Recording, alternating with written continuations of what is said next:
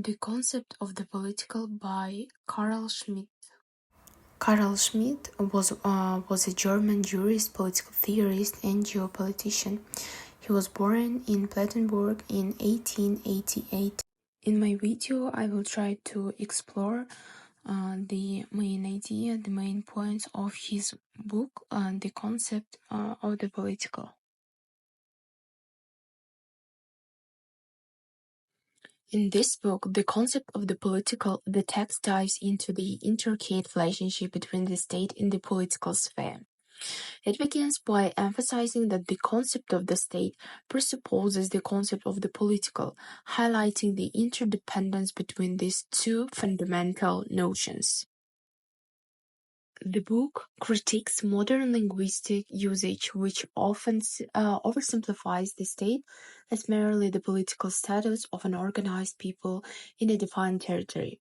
It argues that such a definition falls short of capturing the essence of the state, which can manifest in various forms, be it a machine, an organism, an institution, or even a basic procedural order. The book asserts that reducing the state to a singular definition overlooks its complexity and multifaceted nature. Furthermore, the book explores the challenge of defining the political itself. It notes that the term political is frequently used in a negative contrast with other concepts like economics, morality, and law, rather than being defined in its own right. This lack of clarity leads to an unsatisfactory circularity where the state is seen as something political and the political is seen as pertaining to the state. The book also addresses the blurring of boundaries between state and society, challenging the traditional equation of state with politics. As state and society penetrate each other, affairs that were once considered purely social become matters of state and vice versa. This phenomenon leads to the emergence of the total state, where everything becomes potentially political, erasing the distinction between state and society. Schmitt highlights the insight of 19th-century thinkers such as Jacob Bernhardt, who observed the inherent contradictions within democracy and the liberal constitutional state.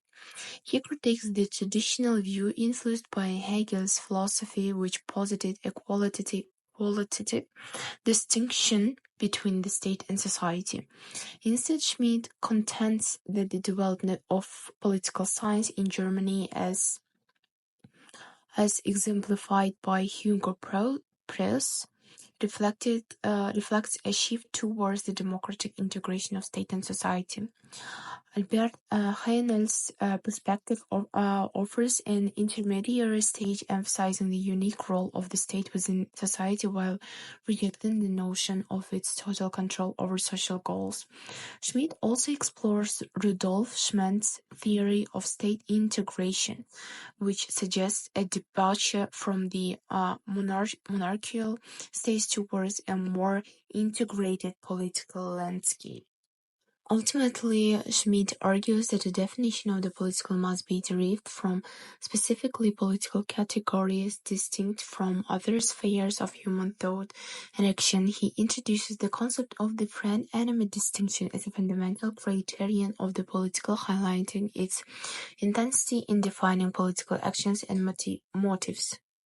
In this book, The Concept of the Political, Carl Schmitt delves into the distinct criteria that define the political realm, emphasizing its autonomy from other spheres of human endeavor, such as morality, aesthetics, and economics.